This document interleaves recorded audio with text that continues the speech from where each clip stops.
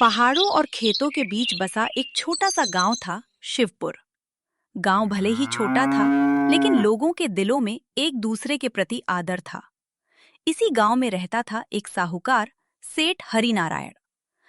सेठ हरिनारायण सिर्फ नाम के साहूकार नहीं थे, बल्कि दिल के भी बहुत बड़े थे। उनके पास बहुत धन संपत्ति थी, मगर उनके चेहरे पर कभी घमंड नहीं दिखता था। वे सादे कपड़े पहनते, खुद बाजार जाते और जरूरतमंदों की मदद करना अपना धर्म मानते थे। क्या बात है रामू, बड़े दिनों बाद आए हो। सब ठीक तो है ना? हाँ नारायण जी, सब कुछ ठीक ही है। बस थोड़े पैसे चाहिए थे। हम दोनों नया काम शुरू करना चाहते हैं। गांव में जब किसी किसान की फसल खराब हो जाती, तो सेठ बिना ब्याज के उसे पैसा दे देते। किसी के घर शादी होती और पैसे कम पड़ जाते, तो सेठ चुपचाप मदद कर देते। भगवान ने अगर इस गांव में किसी को अपने रूप भेजा है तो वो सेठ हरिनारायण जी हैं। हमेशा दूसरों की मदद करने के लिए सबसे आगे रहते हैं। लेकिन सेठ की इस अच्छाई से हर कोई खुश नहीं था। उनकी पत्नी कमला देवी को ये सब बिल्कुल अच्छा नहीं लगता था। कमला देवी को धन से बहुत लगाव था। वो हर सिक्के का हिसाब रखती थी।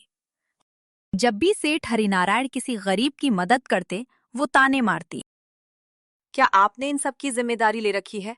आपको क्या जरूरत है सबको मुफ्त में देने की? ऐसे ही लुटाते रहे तो एक दिन खुद सड़क पर आ जाएंगे, फिर हमें इनके घर जाकर मांगना पड़ेगा। अरे भाग्यवान, तुम इतनी चिंता क्यों करती हो? धन का असली अर्थ तभी है जब वो किसी के काम आए। भगवान का दिया हुआ हमारे पास इतना है कि इसमें से थोड़ा सा यदि जरूरतमंदों को दे भी दें तो इससे हमारा कुछ कम नहीं हो जाएगा। लेकिन कमला देवी का दिल धीरे धीरे कठोर होता जा रहा था। उन्हें लगता था कि गांव वाले सेठ का फायदा उठा रहे हैं। एक दिन गांव में एक नया आदमी आया, रघुवीर। रघुवीर सेठ हरिनारायण के छोटे चाचा का बेटा था। सेठ हरिनारायण के चाचा बहुत साल पहले गांव छोड़कर शहर में बसने चले गए थे। उसी वजह से रघुवीर भी इससे पहले कभी गांव नहीं आया था और गांव के लोग उसे ठीक से जानते तक नहीं थे। अरे सुनो भाई, ये साहूकार नारायण जी का घर कहाँ है? आप कौन हैं और नारायण जी से आपको क्या काम है? जी, मैं नारायण जी के छोटे चाचा का बेटा हूँ। मैं शहर से आया हूँ। तो आप नारायण जी के भाई हैं। आइए, मैं आपको उनके घर ले चलता हूँ। वो आदमी और रघुवीर दोनों साहूकार के घर की ओर चल पड़े। रास्ते में रघुवीर मन ही मन सोच रहा था कि गांव में उसके भाई की कितनी इज्जत है। वो बाहर से बहुत मीठा बोलने वाला था, लेकिन अंदर से बेहद चालाक और लालची। थोड़ी देर बाद वे सेठ नारायण जी के घर पहुंच गए। यही है नारायण जी का घर। अब मैं चलता हूँ। रघुवीर घर के अंदर चला गया। रघुवीर को देखते ही नारायण जी बोल पड़े। अरे रघुवीर, तुम गांव में अचानक? पहले ही खबर दे देते तो हम तुम्हें लेने आ जाते। आओ बैठो। भाग्यवान, जरा सुनती हो? देखो तो कौन आया है। नारायण जी की आवाज सुनते ही कमला देवी बाहर आईं। रघुवीर को देखते ही उसके चेहरे पर भी खुशी फैल गई। अरे रघुवीर भैया, आप? ये तो बड़ी खुशी की बात है। अचानक कैसे आना हुआ? रघुवीर मुस्कुराते हुए बोला। काफी दिनों से आपसे मुलाकात भी नहीं हुई थी और अपने गांव को भी कभी देखा नहीं था। मन में यही इच्छा थी कि चलो एक बार गांव जाकर अपनों से मिलाऊं।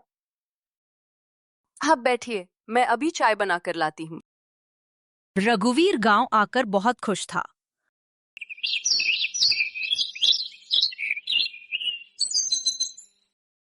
अगली सुबह सेठ नारायण जी और रघुवीर उसी घर के आंगन में बैठकर बातें कर रहे थे।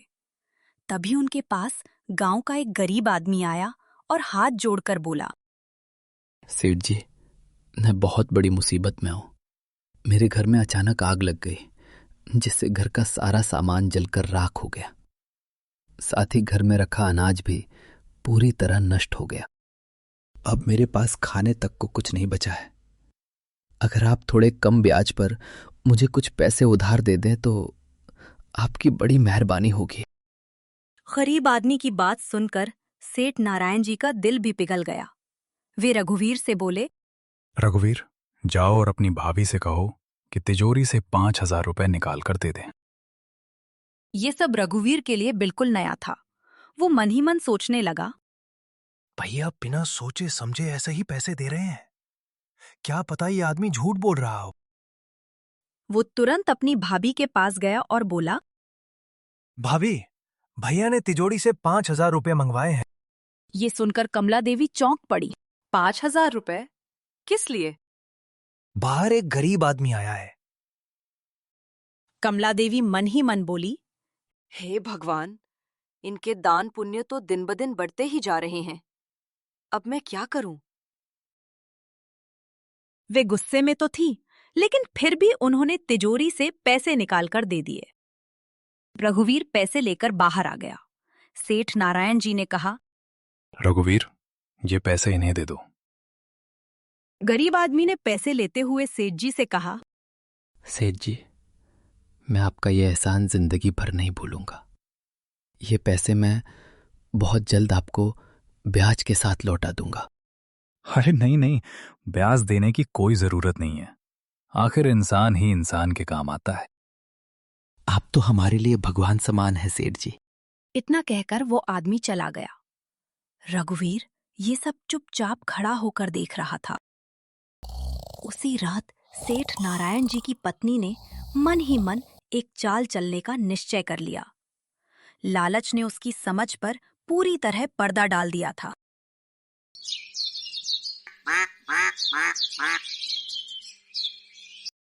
अगले दिन जब सेठ नारायण जी किसी जरूरी काम से बाहर गए हुए थे, तभी उनकी पत्नी कमला देवी ने रघुवीर से कहा, कल तुमने देखा तुम्हारे भैया ने कैसे बिना ब्याज के पैसे दे दिए। हाँ भाभी, भैया बहुत भोले हैं। गांव के लोग इसी का फायदा उठाते हैं। कमला देवी चिंतित होकर बोली, अगर तुम्हारे भैया यूं ही लोगों को पैसे बांटते रहे तो हमारा सब कुछ खत्म हो जाएगा। हमें कुछ ऐसा करना होगा जिससे उनकी ये आदत छूट जाए। रघुवीर पहले से ही लालची था। उसने टेढ़ी मुस्कान के साथ कहा, इसका उपाय तो मेरे पास है। बस थोड़ा धैर्य और चालाकी चाहिए। लेकिन इसके बदले मुझे 50,000 रुपए चाहिए। रघुवीर की बात सुनते ही कमला देवी को गुस्सा आ गया।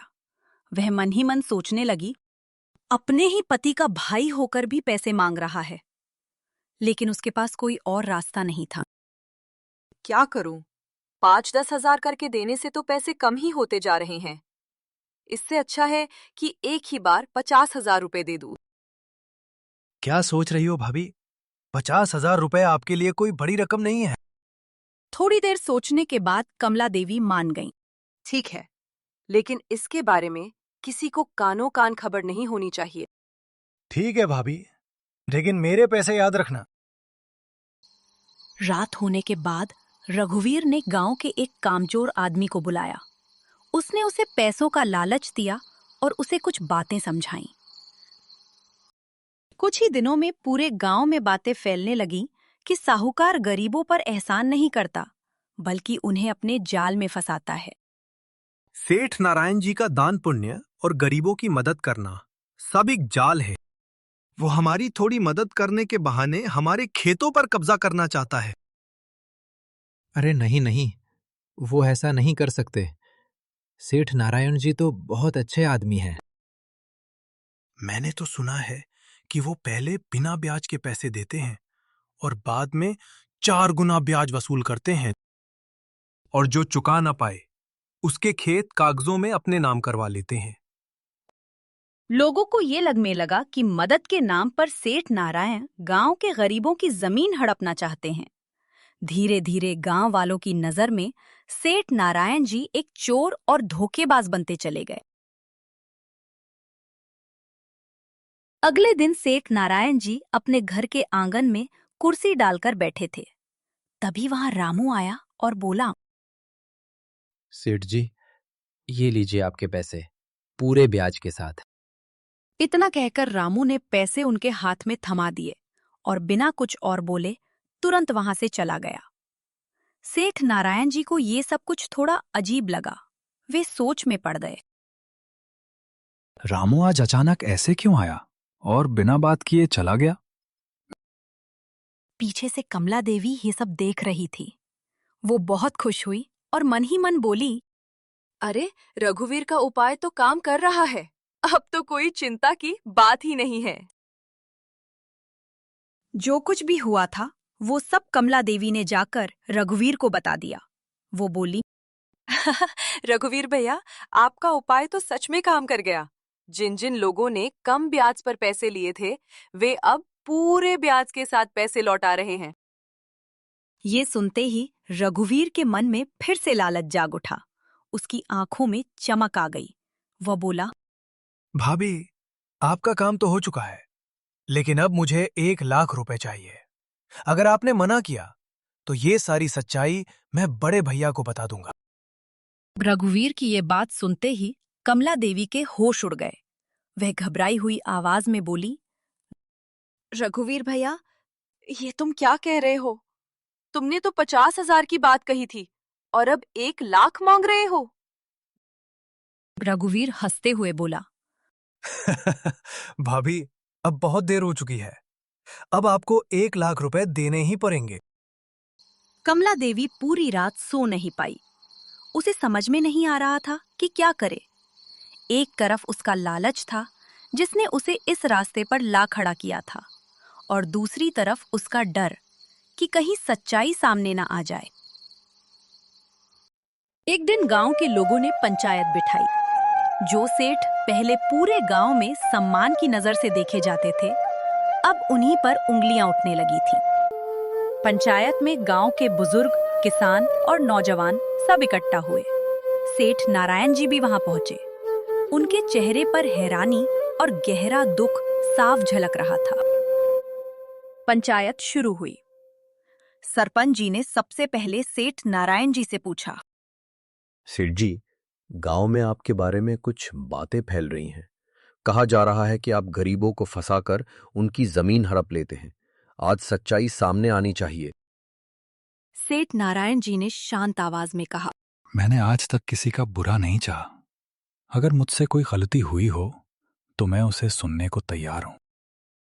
सेठ नारायण जी, आप हम किसानों से 4 गुना ब्याज वसूलना चाहते थे।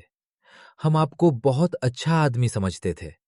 हमें आपसे ऐसी उम्मीद नहीं थी। नहीं रामू, ये सब झूठ है। मैंने तो हमेशा तुम सबका भला ही चाहा है, तुम्हारे दुख को अपना दुख समझा है। सेठ नारायण जी की बातों पर कोई भी विश्वास नहीं कर पा रहा था। तभी भीड़ में से वही गरीब आदमी आगे आया जिसका घर कुछ समय पहले जल गया था। वो बोला, सरपंच जी, जब मेरा घर जलकर राख हो गया था और मेरे पास खाने तक को कुछ नहीं था, तब सेठ जी ने बिना ब्याज के मुझे पैसे दिए। उन्होंने मुझ पर न कोई दबाव डाला, न कोई लालच दिखाया। लेकिन गांव में जो नारायण जी के बारे में बातें हो रही थी कि वो गरीबों की मदद के बहाने उनके खेत और जमीन हड़पना चाहते हैं।